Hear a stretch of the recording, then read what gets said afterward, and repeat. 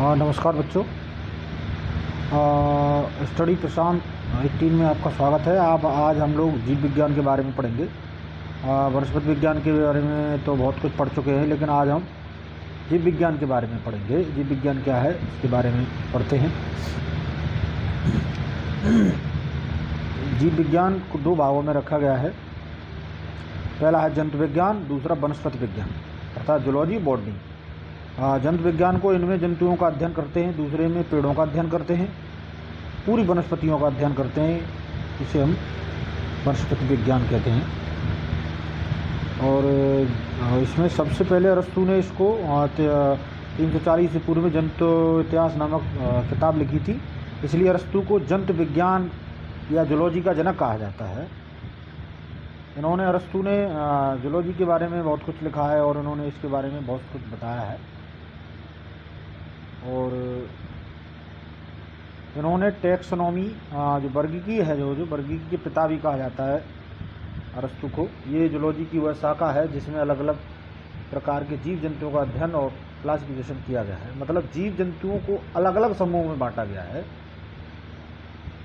उनको किंगडम और इन शाखाओं में रखा गया है। जैसे जो भी है, जैसे ध्यान दें 1635 ईस्वी में कैरोलस नीलियस ने अपनी पुस्तक में स्टेमा नेचुरी में 4000 से ज़्यादा जीवों का वर्गीकरण, क्लासिफिकेशन किया है और इन्हें ही फादर ऑफ मॉडर्न टैक्सोनॉमी भी कहा जाता है। जो प्राणियों को दो भागों में बांटते हैं, पहला एक कोशिकी और दूसरा बहुकोशिकी।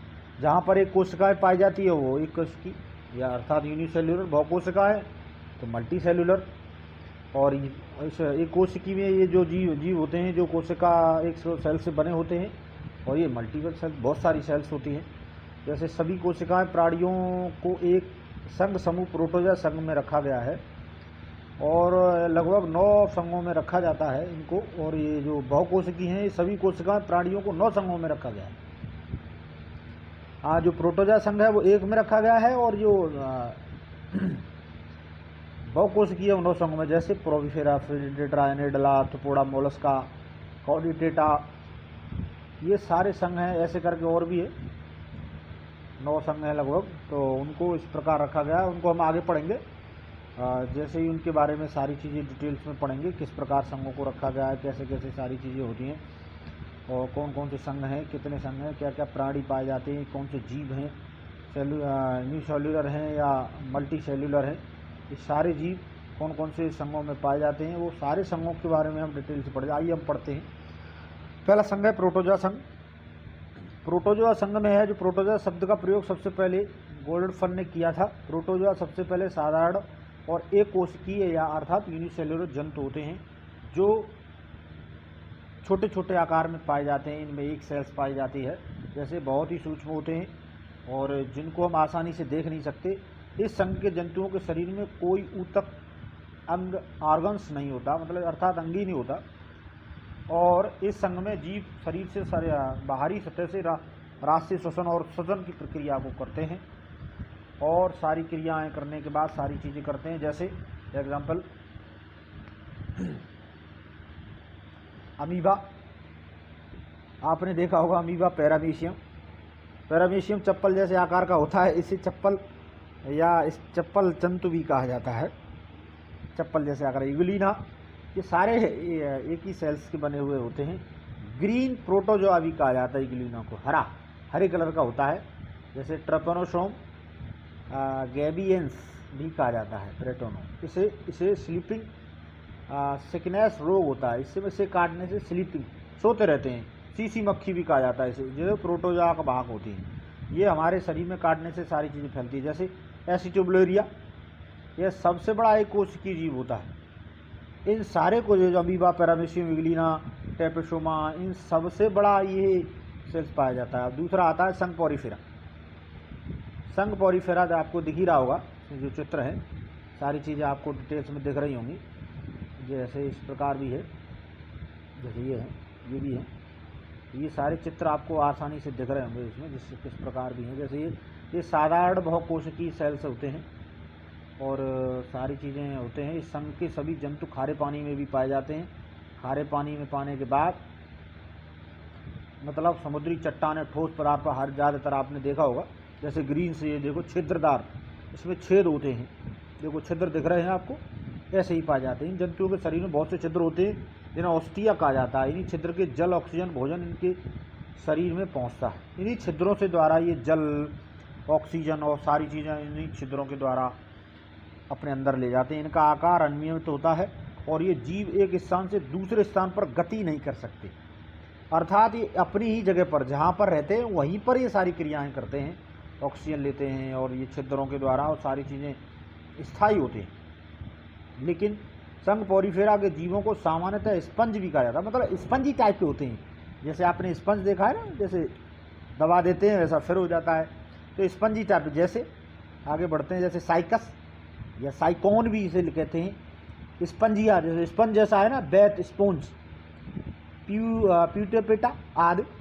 अब आते हैं नेस्पसिलेट्रेटा, इसे प्रवात जंतु भी कहा जाता है। प्रवाल जंतु, बहुत बड़ा, बड़े बड़े बड़े वाले।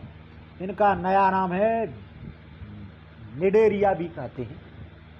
इस संघ के जंतु मुख्य रूप से समुद्री जल में पाए जाते हैं। जो समुद्र का जो जल होता है ना, उसी में पाए जाते हैं। खारा पानी। इन प्राणियों की संरचना धागे की तरह होती है और इन जंतुओं में रक्त नहीं होता और फिर भी श्वसन करते हैं। देखा होगा आपने, गैस रक्त है फिर भी नहीं, लेकिन रक्त के बाद भी ये श्वसन, रक्त नहीं होता फिर भी श्वसन करते हैं और अन्य क्रियाएं नहीं करते। इनमें श्वसन तंत्र, उत्सर्जन तंत्र, प्रसन तंत्र कुछ भी नहीं पाया जाता, बाकी कुछ नहीं होता। ग्रेट बैरियर रीफ भी पाया जाता है। मूंगे की चट्टानें के बारे में देखो, ये मूंगे की चट्टानें ऐसी कहते हैं। ग्रेट रीफ कहाँ पाई जाती है, किस में पाई जाती है? आपने सुना होगा ऑस्ट्रेलिया के उत्तर पूर्व में स्थित है। इसका निर्माण जंतुओं के द्वारा ही हुआ है। ये जंतु कैल्शियम कार्बोनेट स्रावित करते हैं, उसी प्रकार निर्माण हुआ है जैसे हाइड्रा, ओरेलिया, मूंगा, कोरल। इनकी खोज ल्यूवेनहॉक ने की थी, मीठे जल में पाए जाते हैं। किसने की थी खोज? ल्यूवेनहॉक ने। कहा? ऑस्ट्रेलिया में, जिसका नाम था ग्रेट बैरियर रीफ। इन्होंने इसके बारे में खोज की थी, बताया था। अब जैसे ओरेला है तो इसकी, ये इसे जेलीफिश के नाम से भी जाना जाता है। जेलीफिश देखा है? हाँ। अब आगे बढ़ते हैं हम, प्लेटा हेलमिंथीज को पढ़ते हैं। चपटे क्रमिकार टाइप के होते हैं, चपटे।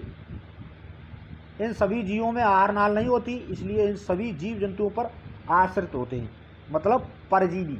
जो जीव दूसरों पर आश्रित होते हैं उनको क्या कहा जाता है? परजीवी, पैरासिटिक। आगे बढ़ते हैं। ये सभी जंतुओं का मनुष्य, पालतू पशु और जंगली जंतुओं के आश्रय होते हैं और इन्हीं की सतह से अपने खाद्य पदार्थों का अवशोषण करते हैं। कौन? प्लेटे हेलमिंथी। जैसे चपटे आकार का है ना, प्लेनेरिया, फेसियोला, टीनिया सोलियम।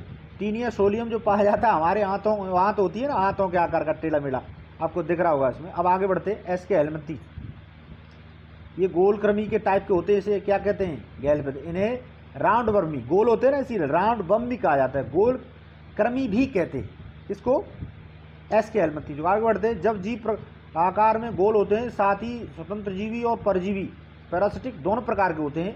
मतलब इस समूह के कुछ जीव जंतुओं में पर आश्रित होते हैं और कुछ स्वतंत्र होते हैं। मतलब कुछ जीव इनमें से ऐसे होते हैं किस पर आश्रित होते हैं और कुछ स्वतंत्र होते हैं। जैसे एस्केरिस थ्रेडवर्म, एनेलिडा।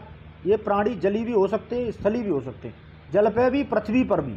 स्वतंत्र जीव भी है, परजीवी भी हो सकते हैं। इसका शरीर खंडों में बटा रहता है, मतलब एनेलिडा पृथ्वी पर भी पाया जाता है, जल में भी पाया जाता है। इनका शरीर कई भागों में, खंडों में पाया जाता है। जैसे आगे बढ़ते, केंचुआ। केंचुआ देखा होगा आपने, जमीन पर पाया जाता है। जोंक, ये पानी में जल में पाई जाती है। केंचुआ की आंख नहीं होती, किसके? केंचुआ। इसका वैज्ञानिक नाम है फेरेटिमा पोस्थुमा। क्या? फेरेटिमा पोस्थुमा। केंचुए के अंदर आंख नहीं होती और केंचुआ हमारी कहाँ? स्थल पर पाया जाता है और जोंक हमारी पानी में पाई जाती है, जो हमारे अंदर क्या देखा हो, ग्रीन टाइप की होती, चिपक जाती है पानी में, कहीं देखा होगा आपने। अब आगे बढ़ते, आर्थ्रोपोडा सबसे इंपॉर्टेंट है, संघ है आपका। ज़्यादातर क्वेश्चन से यहीं जाता है, एग्जाम में सबसे ज़्यादा क्वेश्चन ही पूछ जाती। ये सबसे प्राणी जो जगत का सबसे बड़ा संघ है, सबसे ज़्यादा। पृथ्वी पर लगभग 2/3 आर्थ्रोपोडा ही पाए जाते हैं। इस संघ के जंतु जल, थल और वायु तीनों जगहों पर पाए जाते हैं। जल, थल और वायु तीनों में पाए जाते हैं। आगे बढ़ते हैं। इन सभी जीवों का शरीर 3 भागों में मिलकर बना है। सिर, हेड, वृक्ष, टोर्ट और उदर। सिर, वृक्ष और उदर। इसी आर्थ्रोपोडा संघ में कीट वर्ग भी शामिल है। कीट वर्ग इंसेक्ट्स जैसे बिच्छू, मकड़ी, झींगा, केकड़ा, मधुमक्खी, कॉकरोच, मकड़ियाँ। एक और इम्पोर्टेंट क्वेश्चन है इसमें, कभी कभी क्वेश्चन पूछा जाता है कि जो मकड़ियाँ होती हैं, कीटों में 3 जोड़ी टांगें होती हैं और कुल 6 होती हैं। मकड़ियाँ कीट वर्ग में नहीं आती। इम्पोर्टेंट क्वेश्चन है, नोट करना, क्योंकि मकड़ियों के में 8 पैर होते हैं और कीट वर्ग में 6 पैर पाए जाते हैं, इसलिए मकड़ियों को आर्थ्रोपोडा संघ से बाहर रखा गया है। ये इम्पोर्टेंट क्वेश्चन है, कभी ज़्यादातर एग्जाम में पूछा जाता है। आप आए दिन पिछले जो एग्जाम दिए गए हैं उनको, उनके पेपर्स को उठाकर देखिए। आगे बढ़ते हैं, चलिए आगे का संघ लेते हैं। इकाइनोडर्मेटा है, आओ उसे समझते हैं। इस संघ में सभी सदस्य समुद्री होते हैं, मतलब इसके जो संघ में जो जीव पाए जाते हैं वो सब समुद्र में पाए जाते हैं। इन जीवों की त्वचा पर कांटे पाए जाते हैं। स्टारफिश, समुद्री अचित, समुद्री खीरा, किटल स्टार। एक क्वेश्चन इसमें इंपॉर्टेंट बनता है कि समुद्री इसमें फिश क्या है। हमारी स्टारफिश नहीं है, ये ध्यान रखना। ये सभी जंतु मछलियां नहीं हैं। कभी कोई क्वेश्चन पूछ ले जाता है इसमें तो सभी मछलियां हैं, क्वेश्चन पूछ लेते हैं, कंफ्यूजन हो जाती है, क्योंकि स्टारफिश मछली नहीं है, जीव है, समुद्री जीव है। ये इंपॉर्टेंट क्वेश्चन है, आपको इस बात को नोट कर लेना चाहिए और ध्यान रखना चाहिए। आगे जो भी होगा मैं आपको आगे भी बताऊंगा, लेकिन ध्यान रखें, इंपॉर्टेंट क्वेश्चंस मैं आपको यहीं बता देता हूं। आगे बढ़ते हैं, चलिए मोलस्का संघ लेते हैं। मोलस्का का मतलब मोलस्का, मलाई, अर्थात मोलस्का कहा जाता है। इन शब्दों का शरीर मुलायम होने के कारण इन्हें मोलस्का, मतलब मुलायम और मोलस्का समझिए।